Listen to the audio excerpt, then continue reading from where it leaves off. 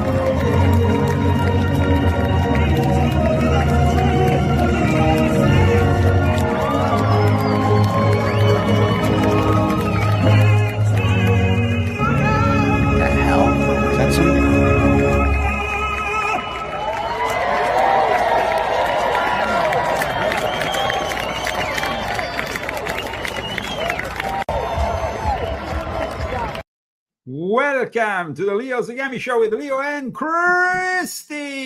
Here we are for our Saturday show.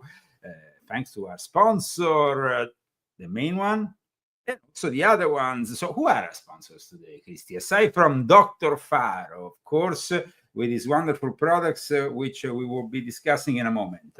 Melgarzada Minta. Of course. And Daniel Estes. Thank you so much. And now let me present you a product which I've been using a lot this week. It's actually very cheap and it's a great product. It's a great product. Yeah, it is. Kissy, you want to talk about it a second? I'm going to also show our audience where they can find it and how can... Vitamin D3. Yes. And it's really good because, like, it's good for your immunity and when you get sick. And I didn't read about it. I don't know a lot about D3. I know that you're supposed to take it, and we used it as a protocol during the pandemic because I would give you, I give you vitamin C and D3 and zinc together, and you didn't get sick. So. What astonished me was that, as you know, I started writing a new book, of course, volume 12. I get up very early in the morning, around 5 o'clock, and it takes me some time to get going, you know. Yeah. But with this, it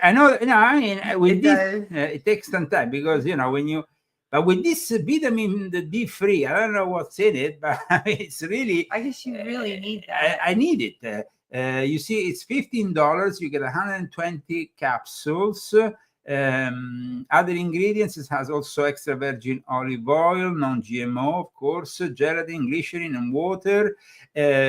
So it says here, while the skin makes vitamin D, many things affect the degree to which its biosynthesis occurs, including time of day, seasons, location, smog, pollution, clothing, shade of skin. Darker skin, for example, requires more sun and sunscreen use. so it's also connected, to the intake, I guess, of sun. And it says, by some estimates, 1 billion people worldwide have vitamin D deficiency or insufficiency. So that's maybe the reason, because I don't. Yeah, you don't go out that much. I don't go out that much. I want to start working early in the morning when the sun is not even shining yet. And this product really, I must say, is great. Of course, you know, guys, that Dr. Faro is old school. So what happens by being old school? I mean, old school means that you have to call him at 863-676-2225. 2225. Yes, 22225. I missed a 2. He's in Florida. You can also go and visit him directly. But I mean, he is old school. So Dr. Anthony Faro is a top doctor, excellence in medicine. He has an holistic approach to your health and wellness. If you contact him, of course, saying that you are sent by the Leo Zagami show, he's going to treat you very well. And you can go also and visit him directly if you are in Florida, in that location, I guess, in Florida. Lake Wales. Lake Wales. In fact, we have drfaro.com, and we have also Lake Wales chiropractor.com. Let me put it also here in the chat for all those people who are interested, and I will put also his main website, which is www.drfaro. Thank you so much, guys, for tuning in today. It's a very important show. The reason for being so important, and I put also Dr. Faro here on the screen for a moment so people can see where they can find it. And of course, thank you also to all our other sponsors, people who maybe donate a little bit here and there and make possible for us to be here. And of course, there is then also another sponsor for the middle of the week when we have now another show. So we have 2 shows every week, thanks to our sponsors. Thank you so much, guys.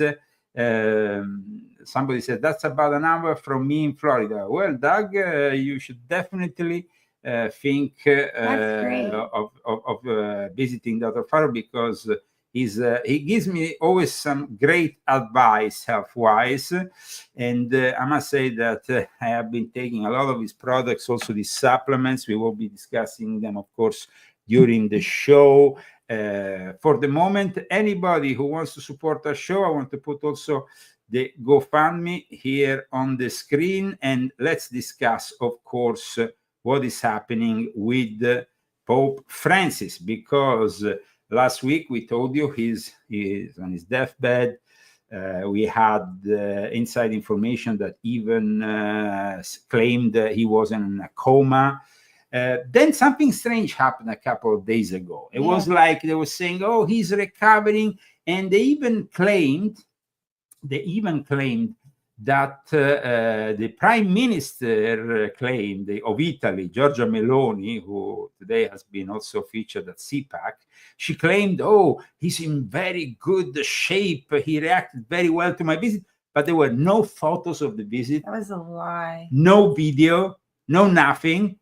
So that's a little bit awkward. And the fact that Giorgia Meloni didn't go in person to CPAC, but delivered a video message, it's highly possible and probable that they are waiting for an announcement from the Vatican. He might be dead already. Yes, that's another thing. In Italy, for the last week, a lot of people have been saying that he might be already dead.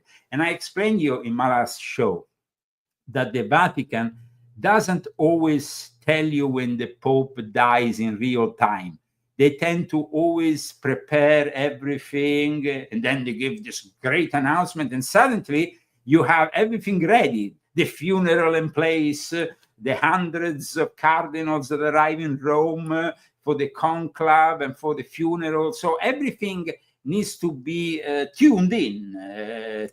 I say tuned. Yeah, well, the Swiss Guard, they were practicing 2 days ago for the funeral. Yes, so. Absolutely. And I mean, I noticed that this from this morning, the media had a different tone from, check out, for example, this brief report from, I think, I'm not sure if it was Sky or somebody, but this was from the signs had not been positive throughout the course of today. I think that early this morning, Vatican watchers were reading between the lines in that over recent days there had been updates which suggested that the Pope had been having breakfast, had been getting out of bed, had been doing work. These were all positive signs.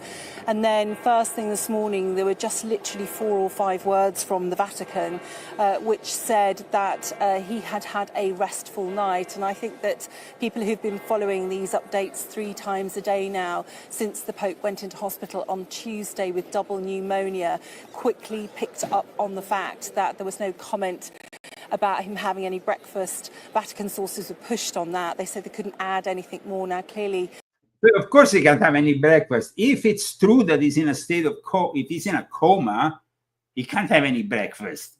Are they lying? Because they said that he was in the chair today.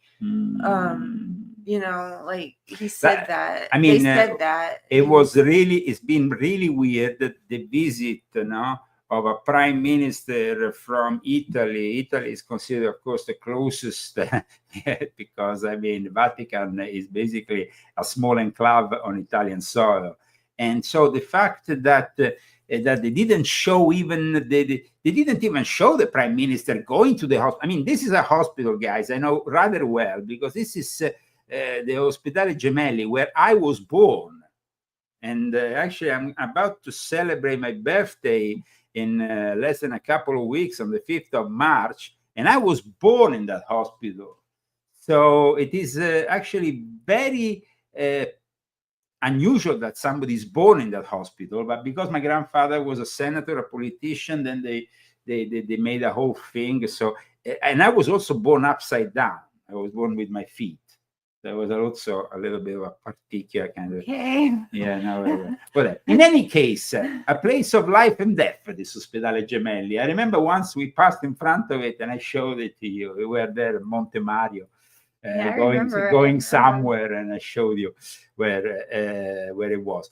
Okay, so we don't really know what's happening with Pope Francis, but it's a little bit weird, and it seems also from the news that is coming gradually, all these scandals, guys. Nuns are like standing by. Even if you go on Drudge now, and just give you an example, guys. Drudge, is a collector of all the various news of the day. Even if you go on Drudge in the last couple of hours, you can go there and you see Pope in critical and these scandals with the. It's rather ominous. It's rather ominous, and it seems like the Pope is definitely not going to come out of this hospital. It seems like a son is too unwell to announce it. Well, maybe. Now, here you see that's rather interesting. In this image shown, the Pope is saluting a black or almost dark cardinal. Is it dark? Oh, I don't know, Maury. I can't tell. He might just be Italian. Which is the suggestion, was something which was not, of course, taken positive. Yeah, you might be right, actually. I got confused a little bit. We have these details coming forward from the Vatican spokesperson that things were not going so well. This word of a blood suggesting the course that they why do you not feeling why do you have to make me laugh when we're as some talking of about the death of a pope? I mean, we might have said well, the fact that he's a Jesuit, that he's an atheist, he's not supposed to be an atheist. He's the Pope. But I remember back once upon a time when this Pope said that he didn't believe in hell. Yeah. You remember there was this whole thing about Pope Francis Too bad true. Does not believe in hell. It was in an interview he gave to an Italian newspaper, and obviously then the Vatican had to how you say, counteract this news, and they said, I remember, Vatican claimed that the Pope denied hell's existence is unreliable, when in reality it was a reliable source, because it was Scalfari, who was the director of one of the main leftist newspapers in Italy, which that's where I did my how you say, mentorship, where I learned how to internship back in the 90s at La Repubblica. So yes, it was true. The Pope, for some reason, doesn't believe in hell. That doesn't mean that hell doesn't believe in the Pope, though. Or it's not waiting for him. Yeah. Or he's not there right now. Yes, absolutely. Let's keep on listening what they're saying here. They said that he was responding to treatment, but clearly, obviously, throughout the course of today, the Vatican spokesman, again, sort of giving the sense of being very, very concerned, but that actually it's been quite a hard day for the Vatican team monitoring the Pope as to how he's feeling. A hard day for the Vatican team means that the guy is dead and that they're preparing for the whole, funeral, conclave, and so on. Like I said. And why don't they tell us? Because, somebody wanted to know. And I repeat it, I already kind of explained the other time, but I think I should explain it better this time, as we are probably closer to the announcement. The Vatican is well known to never announce on the day the death of the Pope, because of the preparations that incur once the death of the Pope is announced, a whole machine starts moving. It's actually called the Fabbrica del Vaticano, the factory of the Vatican. It's like a whole machine. You have the cardinals that, of course, have to arrive in Rome for the conclave, but also for the funeral. There has to be a series of rituals that have to be played publicly and also more privately within the Vatican walls. It is definitely not the death of an ordinary man, a president, or a prime minister, which is announced immediately, and then it's like, okay, Jimmy Carter is dead, and then it starts the whole process and blah blah blah. But when a pope is dead, it's a completely different kind of situation, and also they have to then bring the body. They have to take off his ring. They have to break his ring.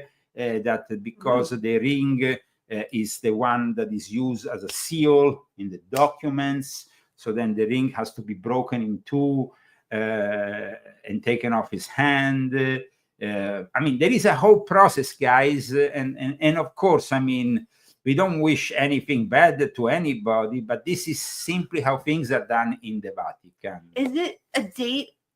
Is today the 22nd or the 23rd? Because the 23rd is a pretty... if they announce the death of Pope Francis on the 23rd, that's definitely Illuminati, because 23rd is a number that is, as you know, very dear to the Illuminati. I've been talking about it in my books. Actually, in volume 8 of my Confessions, I talk very much about the number 23. So we are at the moment facing a variety of global crises, and the Vatican is also directly involved in diplomatically, of course, with what is happening in the Middle East. In fact, one of probably the last phone call he ever did from the hospital was to Gaza. That's what they were saying. That's what they were saying, at least publicly. Then you have somebody saying the number 33. Number 33 is also connected, of course, to the death of Christ and all the rest.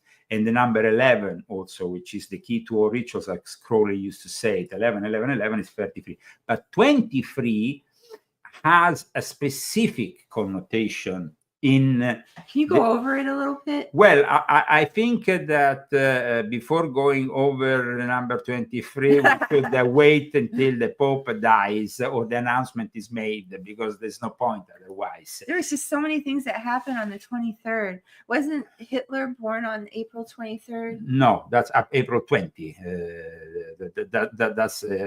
That's the 20th of April. The 20th. Yes. Oh, okay. No, but the 23rd has, like I said, it has specific connotations, and we might get into it if eventually the Vatican announces it. But the fact that they announce it doesn't necessarily mean that he's dead on the 23rd, that he died on the 23rd. It doesn't, no, because that's going to be mystery. Absolutely. Somebody says, is the explanation of the number 23rd in one of my books? Yes, in volume 8 of my Confessions. And of course, the Pope is a Jesuit, is the first Jesuit Pope. So this also has an added particularity to it, has an added this. Now, we explained what will happen after the death of the Pope in the last episode, how the Pope has already nominated most of the electoral of the cardinals that will be electing the next Pope in the conclave. And so it's almost certain that we will have a continuation of the policies of the Pope. It was a little bit like John Paul II, who nominated an extraordinary number of cardinals because he also wanted to guarantee the continuation of the Vatican on similar lines. So I think that we will have for sure an African Pope. Some people were saying maybe he will be a black Pope from the United States of America, but apparently at the moment, the most important continent in the world for the Catholic Church, where the Catholic religion is actually growing, is not growing in Europe for sure, is actually losing a lot of influence in South America too, because there is the growing phenomenon of the evangelical churches in South America, though the Jesuits are still very strong in South and Central America. But in the African continent, let's say the Catholic Church is actually expanding and has a plus, is the only continent in a plus 3%. So that's why, and on top of that, the migration issue, the fact that they want a Pope that will continue in its woke leftist policies and bring this progressive element that started in the Second Vatican Council, that was encouraged, of course, by the Jesuits, that was somehow blocked for a period by John Paul II, who actually fought with the Jesuit general in the early 80s. They kind of had a clash because, of course, John Paul II was an anti-communist, but things have changed. We know the church has completely gone progressive. They love the Soros family. Alex Soros was received with Bill Clinton by Pope Francis. The Jesuits are themselves a very particular order, and they have encouraged in South and Central America what is known as liberation theology.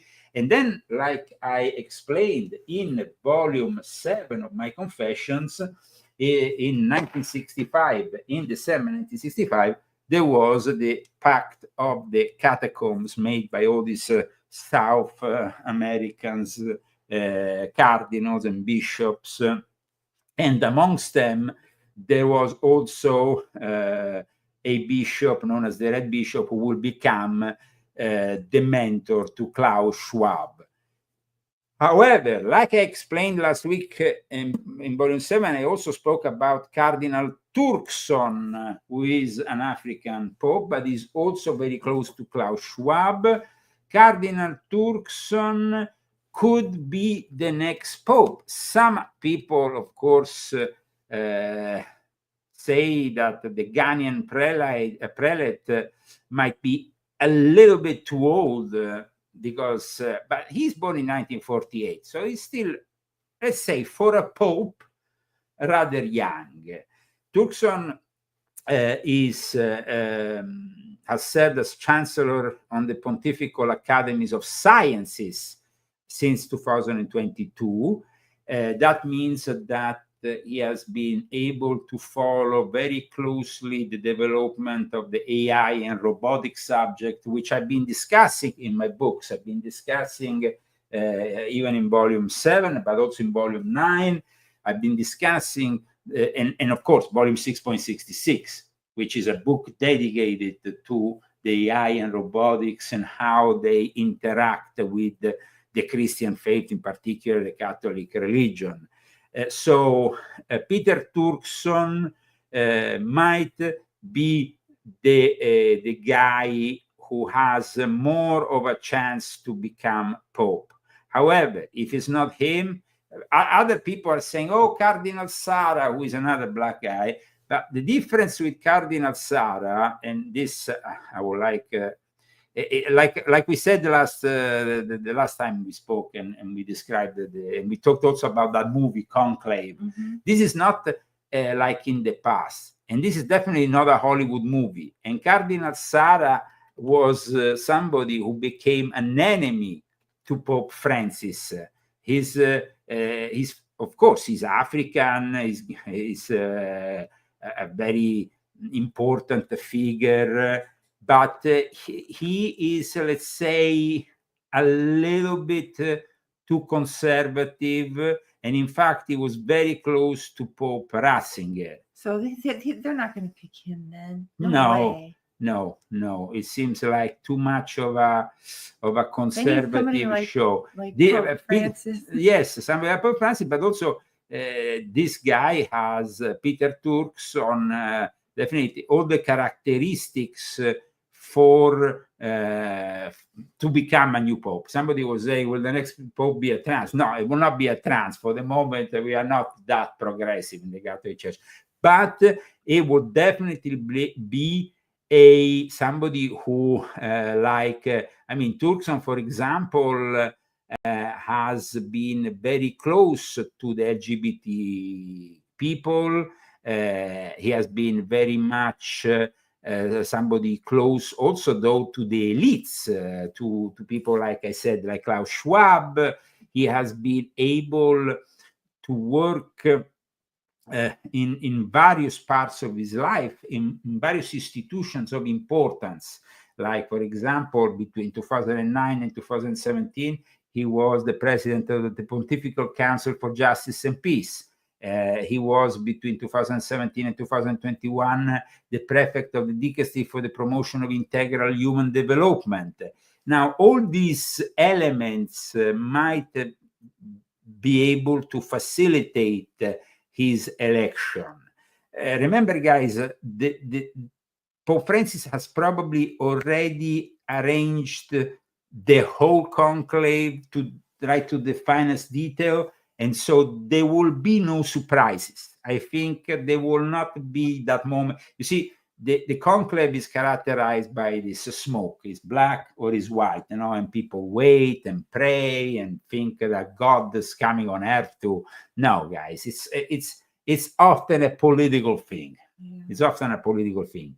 And I think that the Roman Curia knows very well that they need to continue to have the support, of course, of people like the World Economic Forum and other think tanks, but also to continue in their mission, the Jesuit mission, to make this church more and more liberal. They need to nominate somebody also that shocks a little bit, the people, and by nominating cardinal who is, of course, of African descent, that will be. But also there's another important thing about Turkson in particular. He speaks English, French, Italian, German, and Hebrew, on top of Greek and Latin. Wow. So this is a very important subject. And he's also been awoke element in the church already, because he has encouraged, for example, the African church to embrace the LGBT community more and more. And so there is this, let's say, element of wokeness that seems to be... And then on top of all that, there is, of course, we still continue to see the sexual abuse of children in Catholic priests being discussed within the Catholic Church. You know, it's a subject of importance. It's a subject of importance because we had cardinals who were even defrocked, people that brought great scandal to the Catholic Church. And in February 2013, Turkson told an interviewer that he believes that the sexual abuse of children by Catholic priests, if found in Africa, would not likely be in the same proportion as is found in Europe. Why is this? And now I will explain you. It's a little bit controversial. The African priests, like the nuns, they do fiki to the nuns. That's how it is, guys. I'm sorry. But you're not supposed to do that if you're a priest. Okay, but rather than being pedophiles... But you can't make exceptions. Okay, but sorry. You're supposed to be married to God. No, but here I'm being honest and I'm being realistic. There is, and these guys, don't get offended. There is a relative small number of Black people who are pedophiles. Why you say that so broadly? Women. Like you just like that's just like such a It's, statement. Like what do you have to back that up? No, well, I studied it. What, in Africa? No, I studied worldwide. I mean, the percentage of pedophiles and stuff. It seems like within certain populations, it's more, this problem is more rampant. Now, we don't know. We don't know because, of course, when it comes to Africa, you have pedophiles and you have the normalization of pedophilia. Like, for example, in Africa, they are used to marry at a very, very early age. So then they don't consider it pedophilia. So they don't consider it... if they're used to getting married to a 12-year-old or a 9-year-old, then... And then you see, for example, here in America, we have seen like often minors involved in situations like the scandal of P. Diddy or other Black people. But regarding the issue of pedophilia, there's always Epstein, so Jeffrey Epstein, of there's course. A lot of funky white people too. So well, no, absolutely. But in fact, that's very important actually that you mention Epstein, because guys, we are very close. At least Pam Bondi seems to have the whole list of Epstein on her table. Let's go and check what is being said about the release of this infamous Jeffrey Epstein list. Maybe releasing the list of Jeffrey Epstein's clients? Will that really happen? It's sitting on my desk right now to review. That's been a directive by President Trump. I'm reviewing that. I'm reviewing JFK files, MLK files. That's all in the process of being reviewed because that was done at the directive of the president from all of these agencies. So have you seen anything that you said, oh my gosh? Not yet. Okay. Okay, going back to, so Jeffrey Epstein's list is on the table. Apparently there is also P. Diddy list on the table. There is also a whole top secret archive of material on Martin Luther King. And going back to the clergy, like I said, my own personal experience with Black priests in Italy, in Europe and stuff, from what I heard also within the Vatican walls, is that the African clergy is more inclined to go with the nuns rather than with the children. Okay, this is from a direct here to no basis inside the Vatican. However, like many people also pointed out, there is, of course, many situations where, I mean, we had Michael Jackson that has been a very controversial also in regards to this topic. So we will never probably know the complete truth, but there is people who, of course, claim that he was also. Okay, but in regards to Jeffrey Epstein, let's hope that Pam Bondi brings this list out. Apparently, Trump gave the permission to move forward with that. That's very interesting. In regards to the Vatican, though, like we said, going back to Cardinal Turkson said in 2013 that, and I'm quoting, of course, Cardinal Turkson, that African traditional systems have protected its population against this tendency. And in several cultures in Africa, homosexuality, or for that matter, any affair between two sexes of the same kind, are not countenanced. That means basically just at a tribal level, if you are found to be raping a child in Africa, they probably cut your they're pretty hardcore in that kind of situation. And also in regards to homosexuality. That's why Cardinal Turkson, in a way, explains that there is less pedophilia, but at the same time, he invites for tolerance because there is very little tolerance towards homosexuals in the African continent. So that is, I just wanted to specify because, of course, we are probably about to see a complete shock from everybody in the world that will also bring up the famous prophecies of the Black Pope, that will be the last Pope, and so on. Now, many years ago, I did an interview with Project Camelot, and I said the next popes will be, of course, there will be a Jesuit, and there will be also, that is known, the Jesuits, the head of the Jesuit is known as the Black Pope. So that could have been one thing. But I also said there will be an African Pope. So I specified that there will be these two options. That was way back in 2000. That was not 2007, but it was way back. So after that, of course, we had Ratzinger, that was an intermediary kind of pope. He had worked for a very long time in the office of the Congregation of the Matters of Faith, which is the Inquisition. On NBC, they were showing the popes, and they didn't show Ratzinger as the succession of the popes. The pope before. No, but what they did. No, sorry. I remember seeing this thing with you on TV. They were just pointing on the main popes in recent times, but they kind of like left out Ratzinger. Now, Ratzinger.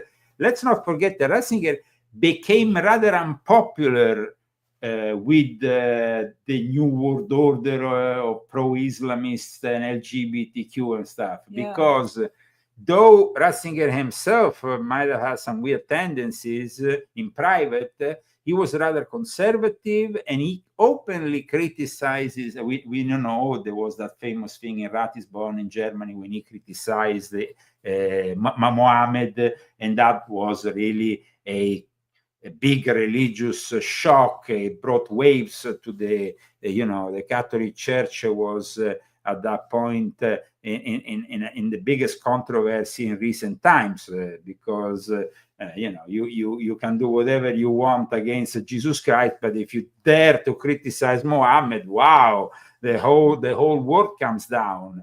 This is also something that I don't really understand. Recently, they are saying they want to make a movie with a black woman being Jesus Christ. I mean, what kind of demented things are they bringing up in the world? I mean, with all the respect, this is something I saw when it was just yesterday on Piers Morgan. Yeah, we saw this thing. Let's check it out together. Now, watch it. Cinta, apart from the fact Cynthia, I hate this actress. Jesus Christ Superstar. Is that what they're doing? Yes. It's like from that thing from the She's 70s. from Wicked. She's already awoke, and They already ruined Snow White. they already ruined that other thing. It wasn't Snow White. I don't know. It was Wizard of Oz. The Wizard of Oz. They made a remake, I think. Wicked. Oh, is that from the Wizard of Oz? Yeah. In any case, it's scandalous. And let's see what a Catholic pastor says. Well, at least he got furious. I mean, Catholic pastor furious in response to Cinzia Rivivio being cast as Jesus in new stage show. So there will be a black woman interpreting Jesus Christ. Now, that is something, guys, that we will never be able to tolerate. That will really, I mean, you can tolerate a lot of things, guys, but I can't tolerate Jesus being transformed in a black woman. It's not tolerable. It's not, me personally. Is that worse than Jesus being gay? That is worse than anything. And it's just like not tolerable. Okay. Apart from Jesus was never gay, and they made him in a little bit of a weird kind of figure because of the internet. But without going there, Jesus very straight. But in any case, the black woman thing is just like, it's just like that is that when you are doing something like that, you are risking. You're risking that God will punish California with the big one and bring you all to another. California. I know, but this is not. This is not. Well, skip around us, God, please. We're trying to do the best work we can. Okay, guys, remember the products of Dr. Faro, Buona Vita. This is a great product. It's a great product. Christy, please hold it. I would like to talk a little bit about this product because I've used it lately a lot, especially to recover from something that was similar to what Pope Francis actually had. You know, I had this respiratory illness. Didn't progress to what he had. Thank God. Probably because you took this. I took this. Probably if you were taking the D3, you probably never would have caught it anyway. Probably. But in any case, guys, this is a great product. Buona Vita, BV plus strawberry kiwi dietary supplement. Check it out. It's, of course, 30 servings, all, I mean, apart from the benefits, powerful antioxidant benefits, improve immune system, balanced superfood blend, no added sugar, enzymes, probiotics, and fiber for digestion. Over 10 certified organic foods, no stimulant or caffeine, detoxification of body system, alkalizing the body and balancing the pH, which is very important, especially for people like me who suffer of kidney stones. It's an easy mixing, great tasting. It tastes great. And I would suggest that you try it, guys. We both had it. Absolutely, absolutely. That's and let's move forward with instead another subject of importance.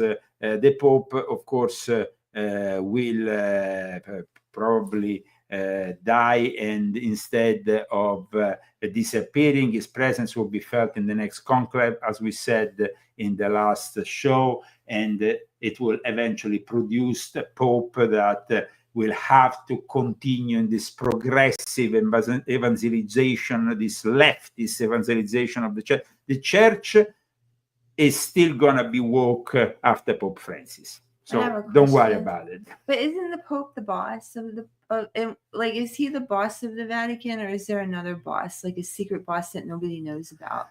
Like, is there another guy that is in charge? Because it just seems like he's the boss now, but then when he goes well, first of all, who's making all this happen? Is it the Pope, or the whole progressive Catholic Church? Was the Pope that pushed that? I mean, the Pope had his own mentor. Let's not forget that Ratzinger was forced to resign, like I explained in Pope Francis, the Last Pope, in my book, by the infamous St. Gallen Mafia in Switzerland, which was a lodge in Switzerland. And there was many Jesuits there. And amongst those Jesuits, one of the mentors of Pope Francis, Cardinal Martini, Cardinal Martini then welcome for the Day of the Family Ratzinger in Milan and told them, you have to resign now. And then a few months later, he resigned. So that is, somebody was telling me about Pope Francis and legitimacy of Pope Francis. Of course, when he resigned and then he was elected by the conclave, there was some errors that pushed certain Vaticanists to say that the election wasn't valid. But like I explained also to my Italian audience recently, the fact that that Pope Francis has elected so many, has nominated so many cardinal electors and non-electors, has now in any way sanctioned the future of the church, because those people are the princes of the church. The cardinals are called the princes of the Catholic Church, and those are the ones who set the path. And the path, unfortunately, guys, is the path of George Soros, Alex Soros, and also the war in Ukraine. Let's not forget one thing, that Pope Francis has been one of the biggest supporters of Ukraine, because by supporting Zelensky, they supported also the eliminating the dependency from the Orthodox Church, and they kind of like persecuted in more than an occasion the Orthodox Church when it didn't distance itself from Russia. So in a way, and I explained this in volume 9 of my Confessions, which I advise you to read, where I explain also the secret societies involved in Ukraine for the last 150, 170 years, actually, which were under, we can even say under an 80, 90 years, because it was from the beginning of the 19th century that the Illuminati started to build up secret societies in Ukraine that will eventually lead to the Ukrainian identity. Otherwise, they will simply be Russians. So in this book, in volume 9, I explain also the persecution of the Orthodox Church, and this, of course, in line, of course, also with the Pope. Let's not that when Pope Francis blessed the flag of the Ukrainian armed forces. Let's see if I can find an image of it, because that was really something that should have never been done. I mean, it kind of, I mean, a Pope shouldn't become so belligerent. And he actually blessed the flag of the Ukrainian armed forces, and it was pretty shocking when he did it.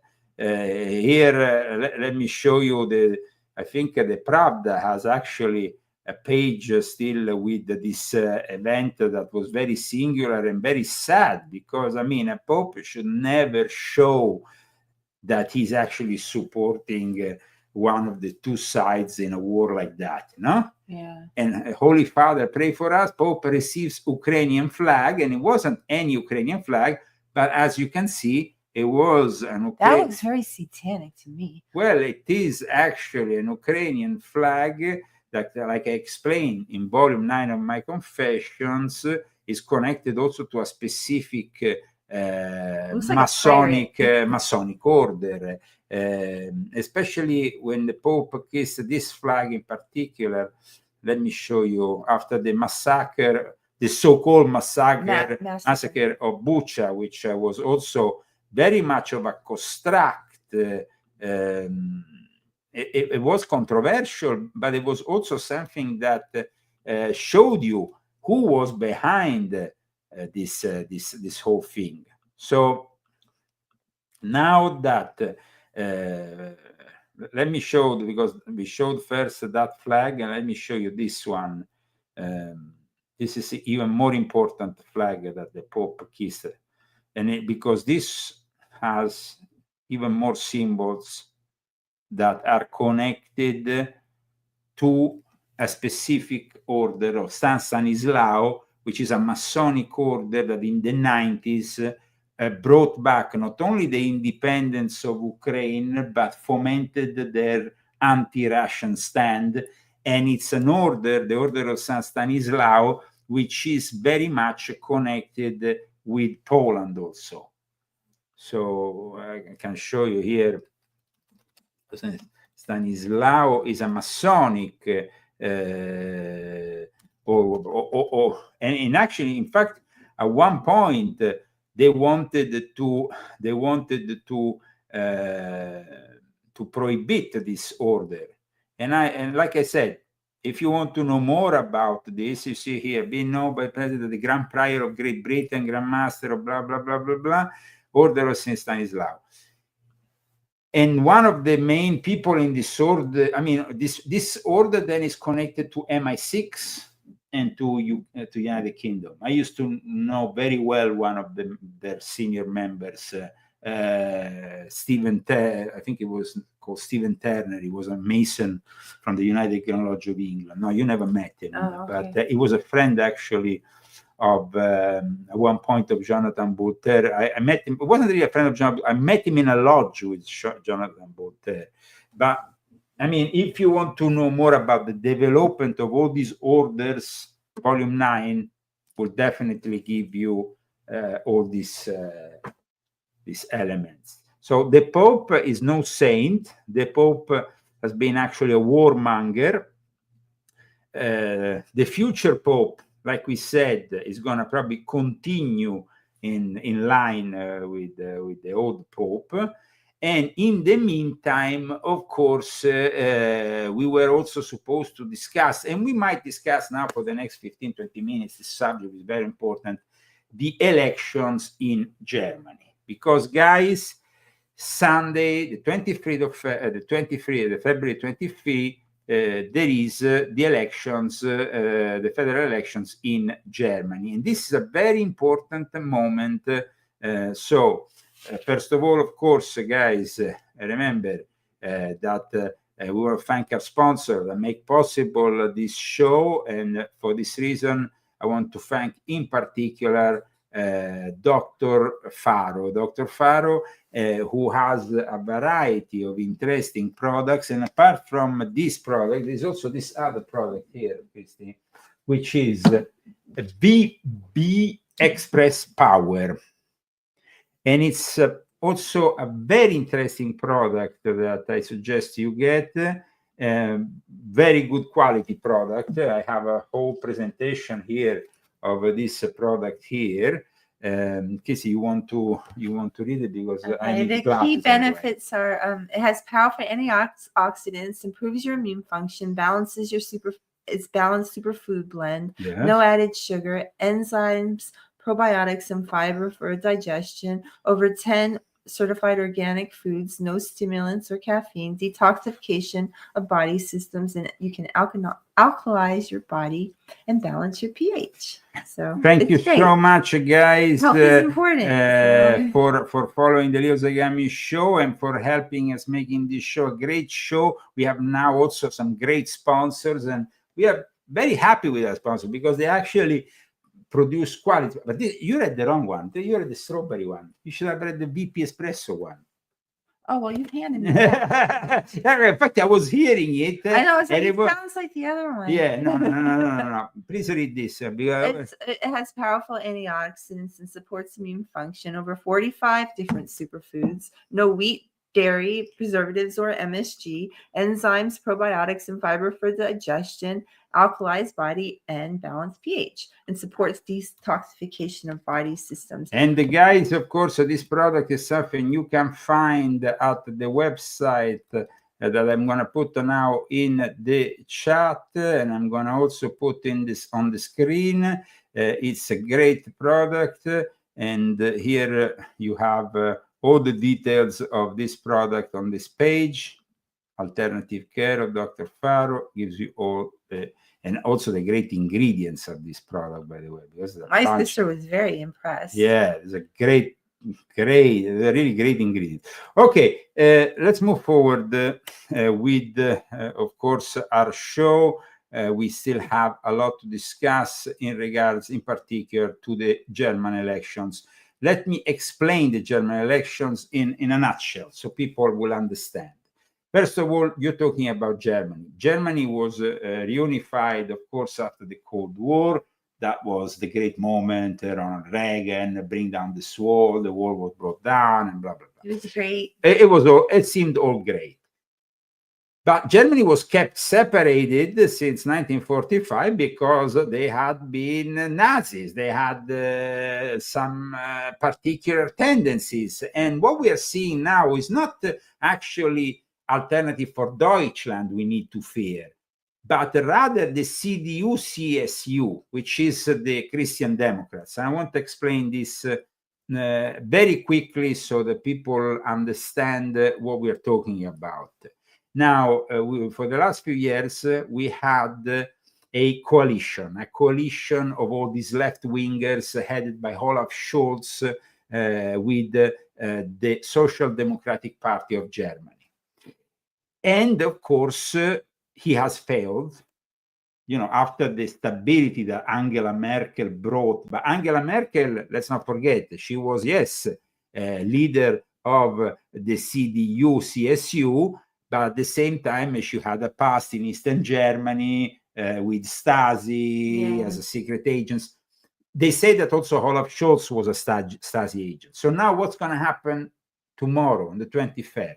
Now, the percentages at the moment, the polls give a complete loss for the people who are presently in power, for the coalition that has been in power for the last few years, headed by Scholz. But rather than seeing Alternative for Deutschland, which is this Alice Weidel, is a great party. We have seen J.D. Vance giving his support publicly by visiting Alice Weidel.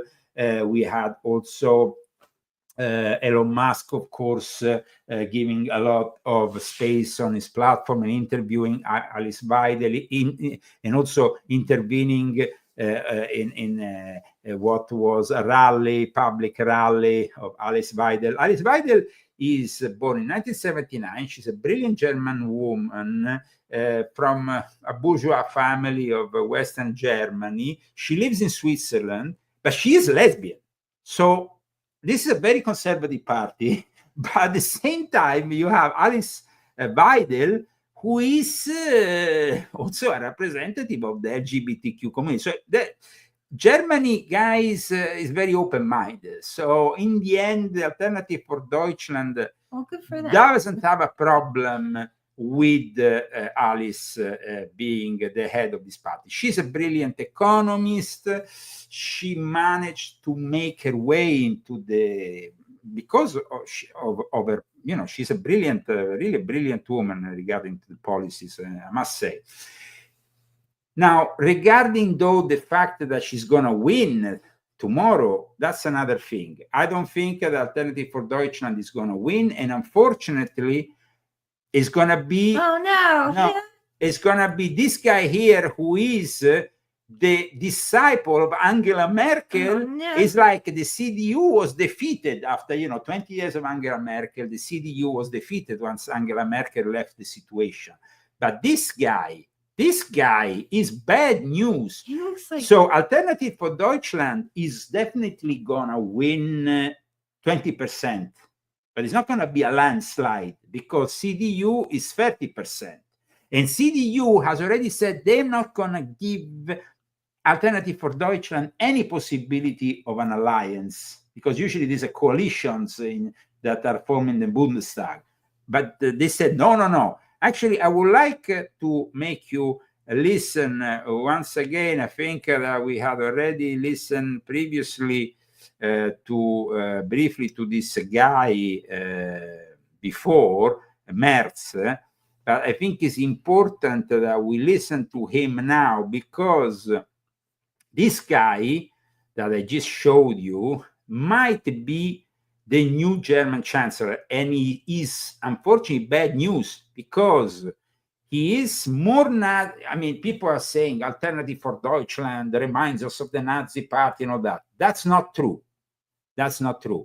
Alternative for Deutschland is a libertarian party. It has nothing to do with Nazism. Libertarianism has nothing to do with Nazism.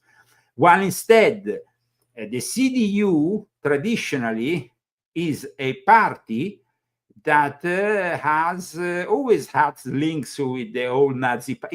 It's a little bit like in Italy. After 1945, all people think that all the fascists ended up in the Movimento Sociale Italiano, which is the ancestor of the Fratelli d'Italia, which is now Meloni's party. No, actually, the majority of fascists ended up in the Christian Democrat Party. It was a cover-up, to show themselves Christian Democrat, the thing, And the same thing we can say also in Germany. So let me show you for a second here. It's funny you call us fascists. Yeah, no, but they are the real fascists. And this guy here is, I think, more dangerous than Scholz. And what he has said recently against America and stuff, and against Donald J. Trump, I think that with this guy here, we have a very bad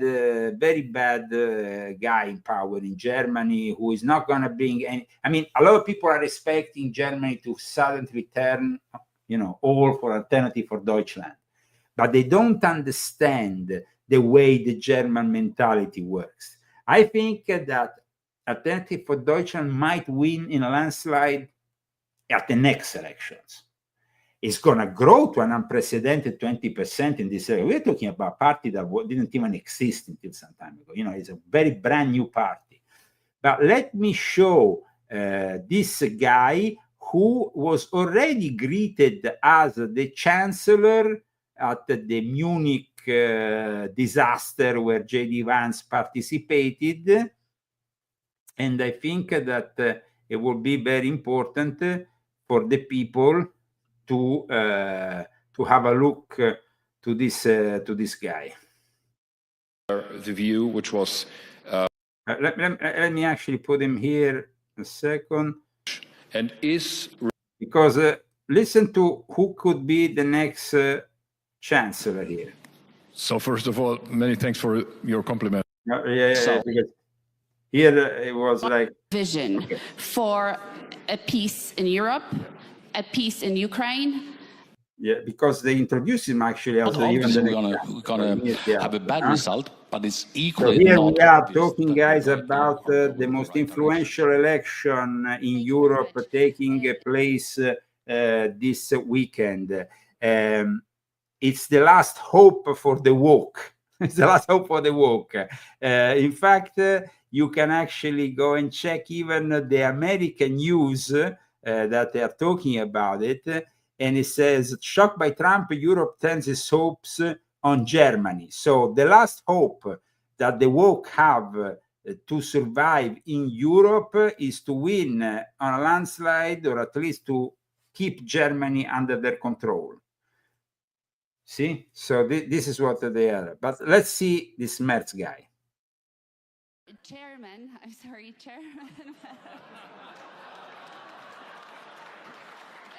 is a panel of heads of state.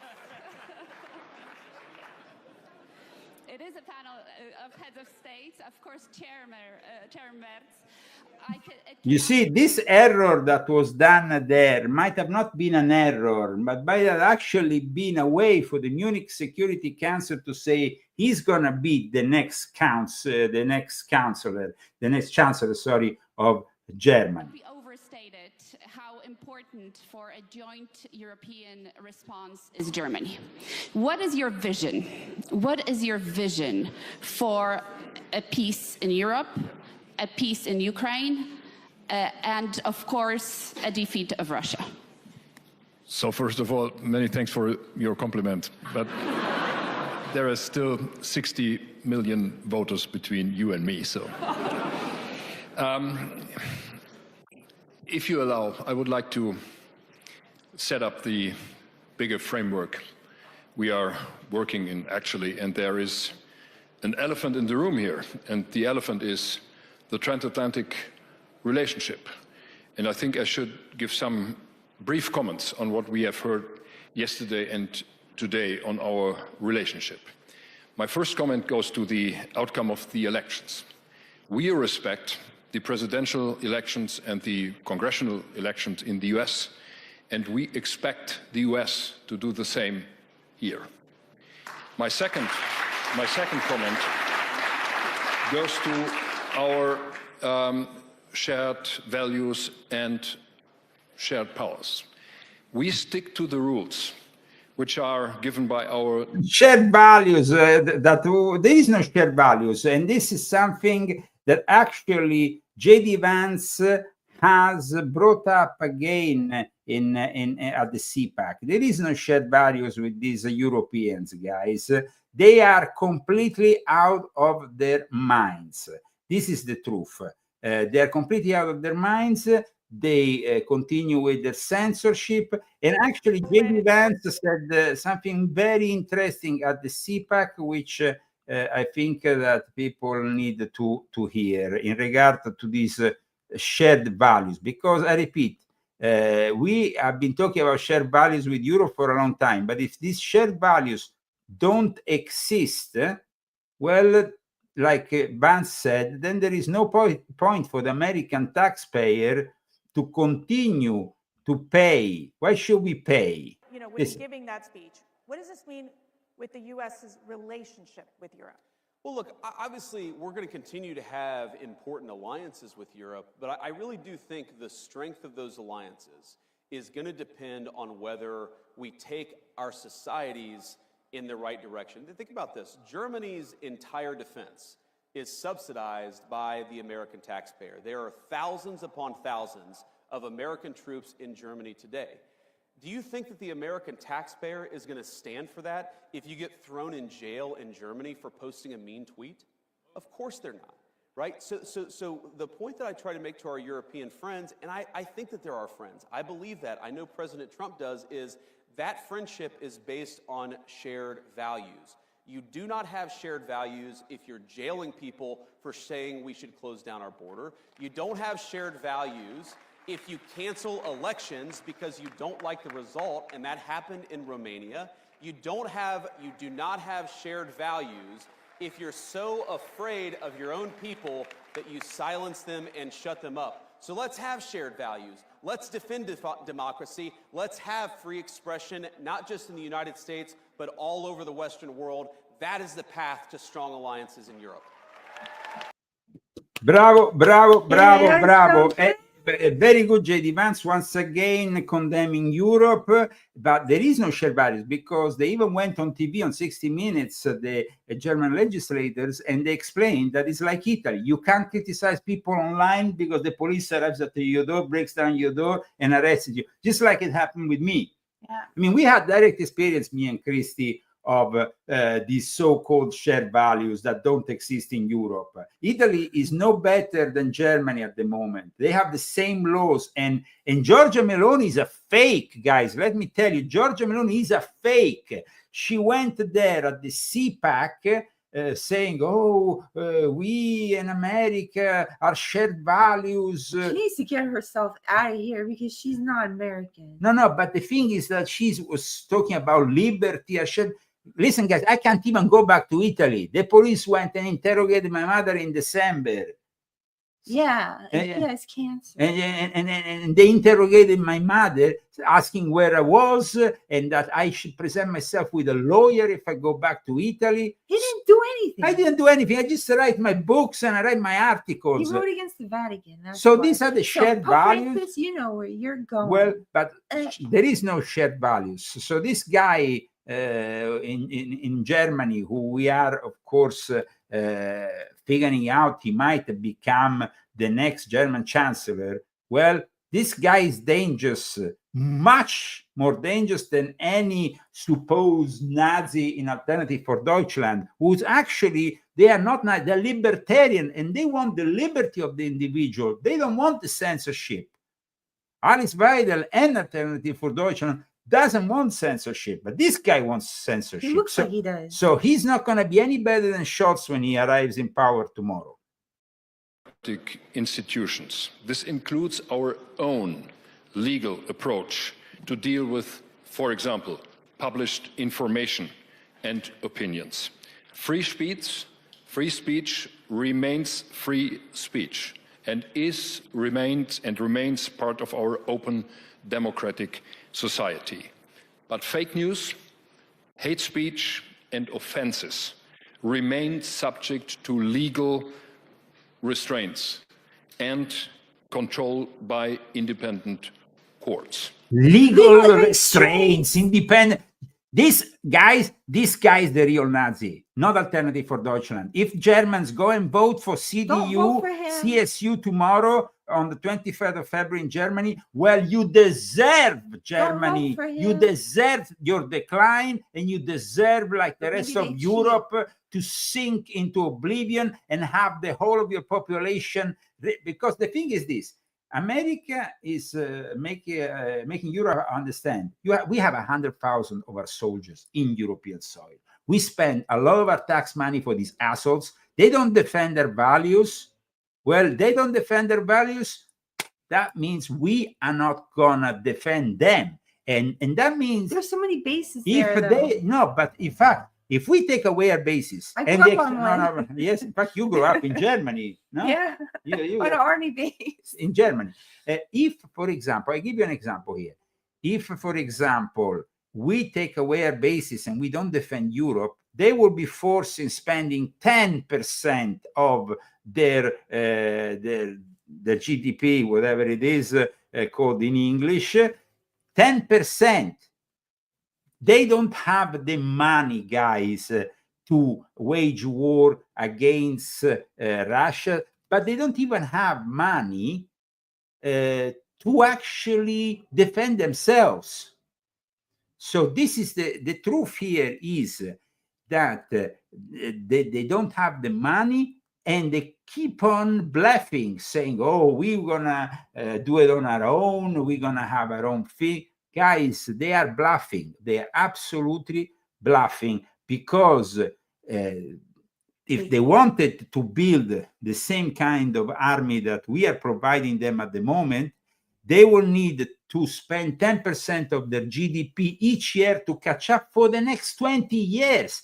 That means, and I want to say this, actually, this is I would like to read an article probably about it, because it will give us, give everybody a clear idea.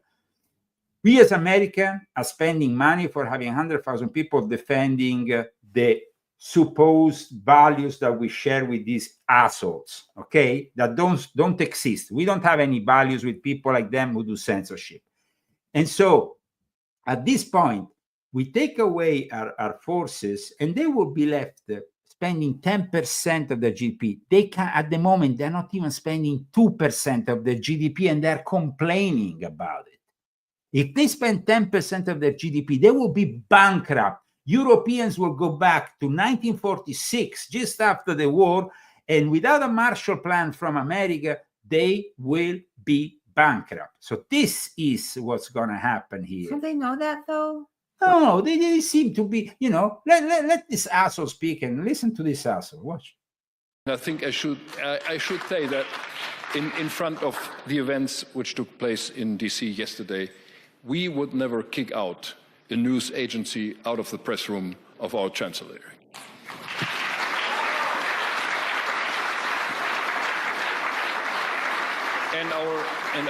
And our legal framework in the European Union is and remains valid for all private persons and private companies doing business in Europe, independently from where they come from and where their headquarters are based. We look for close cooperation with the Trump administration and with the American market.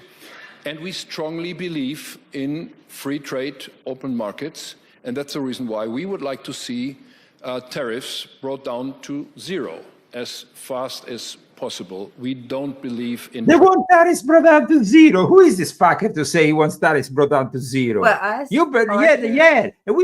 Why don't you bring your tariffs down to zero too? Yeah, they don't. This guy's an asshole. Trade conflicts or even trade wars. And my last comment goes to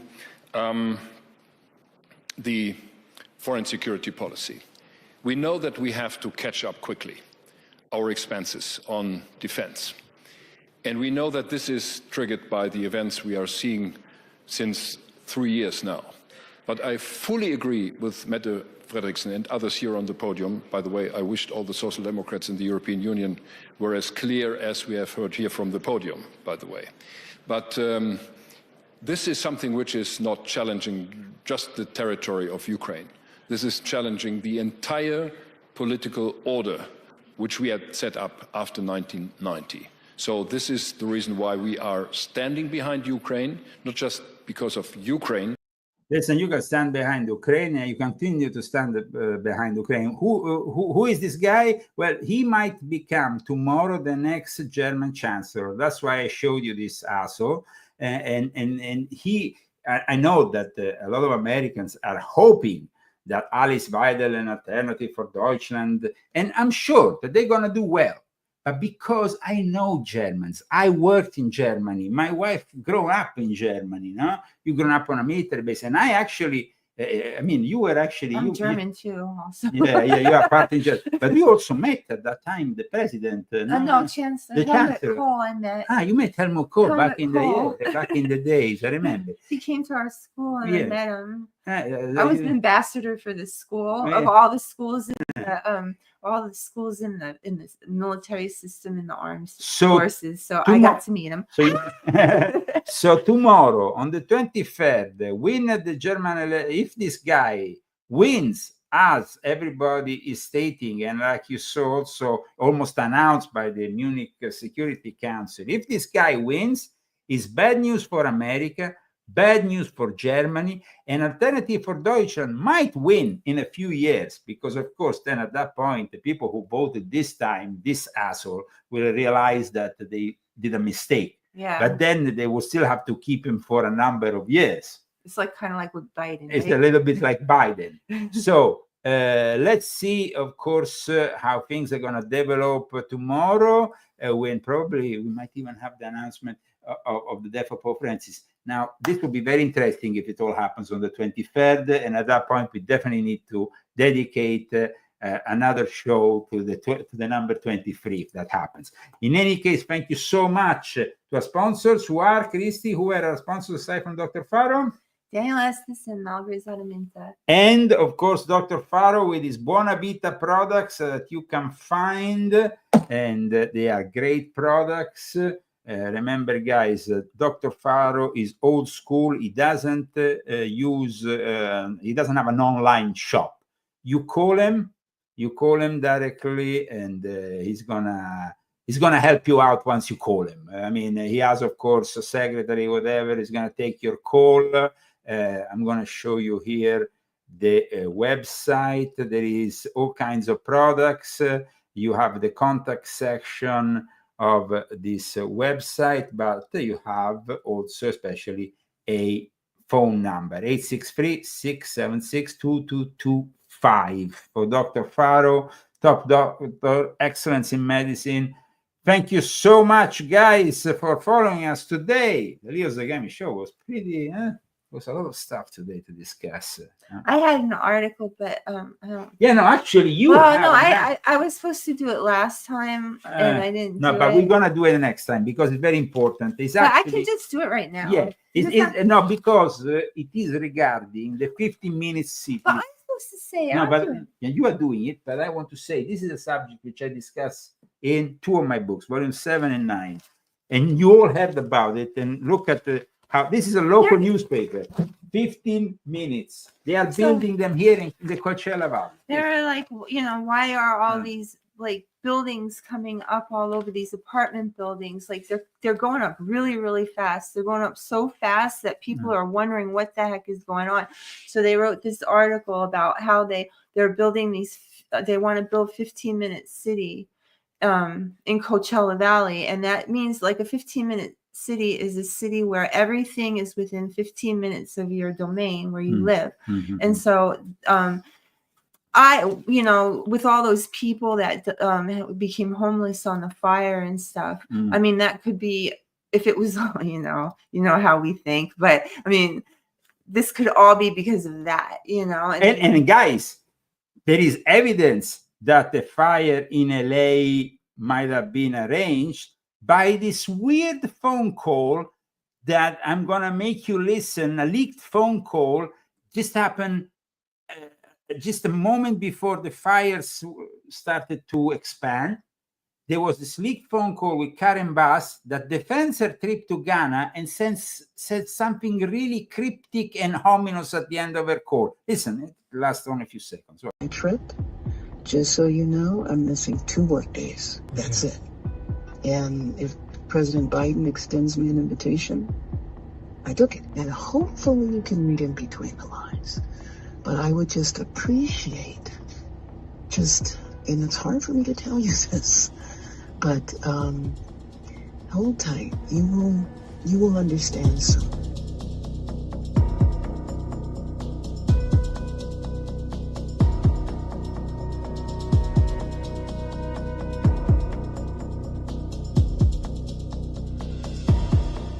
That the situation is very dangerous, and I would never I will take the criticism before I do a publicity stunt. And frankly, a press conference at this point in time would just be publicity. I think the neighbors, the property owners, and the residents. I mean, 41,000 people live within a square mile here. Yeah.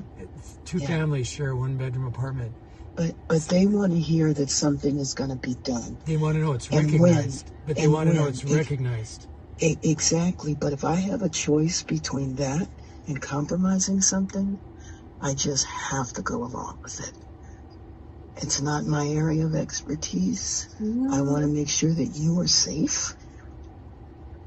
And hopefully you can read in between the lines. But I would just appreciate and it's hard for me to tell you this, but hold tight. You will understand soon. Hold tight, you will understand soon. Well, oh my God, it was all set up. You know what? California just whatever. Y'all need to wake up. Yeah. You bitches need to wake up because they are all corrupt. I'm telling you. Continue with the 15 well, minutes. no, I was just saying that, they're going up really fast. I pretty much said the whole article. So, I mean, but what happens here? Because no one truly knows why the sudden explosion of apartment building construction in the Coachella Valley. But for those who remain skeptical of the 15-minute cities, we can also share that several states on the east coast of the United States are likewise seeing thousands of apartment buildings being erected daily. If the golden age of freedom has truly returned to these United States of America, then we would hope that the myth of the 15-minute cities is just that. If it's not, then we are now living in a time offering less freedom than ever before. Guys, I mean, this is quite an interesting article because, I mean, it's an article from a local newspaper, which actually it's like the CB Weekly here. It's like a local newspaper from Palm Springs and the Coachella Valley, and they are actually denouncing themselves, and they're usually very leftist in their approach. They are. I mean, like my news for this week for Palm Springs it's just basically protests against Trump, rallies against Trump. Every 2 days they're having a rally against Trump protest. Yesterday it was human value protest where we all get together and talk about how we hate censorship and how the books are being censored and whatever. They are the ones who censor, by the way. I remember at one point during the pandemic, there was Pocahontas. What's her name? That politician. Awful leftist Democrat. Who wanted to censor even the books on Amazon. So they're talking to us about censorship. That was super scary when she said that. I was like, what's her name? That Pocahontas. Oh no. Pocahontas. No, they call her Pocahontas, but she's not Pocahontas. Warren. Elizabeth Warren. Elizabeth Warren. Oh man. Jeez.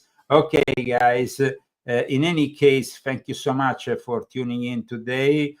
Please support our show by purchasing the wonderful products of Dr. Faro, our books. Remember, guys, that if you want to eat some great food, there is always the Zagami Family Cookbook. Oh, and Mayor, she fired the fire chief. So yeah, because she was, it was a war of wokeness between the black mayor and the lesbian head of the fire department. I prefer this. This is a great pepper. How do you call it? A stuffed pepper. It's a great dish, guys. Stuffed pepper. I tell you, fantastic dish. We're gonna start digging into the dishes. Each episode, I want to discuss a dish with you from the next show. Huh? Okay. Okay, let's do that. Thank you so much, guys. Let's dance to the sound of Medieval. See you on Wednesday. And Have a nice see week. you on Wednesday. Because, guys, we will be back. Thanks to our sponsors. And here we go.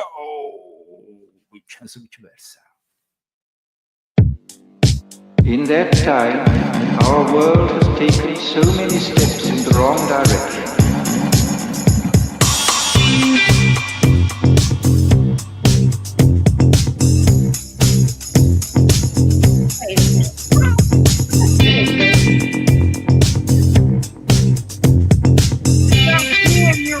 They can't hear you. There is the music. We can't talk.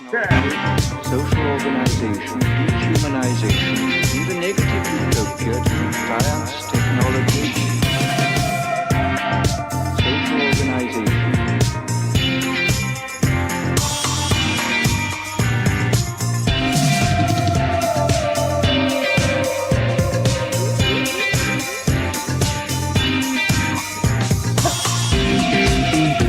Bye, everyone.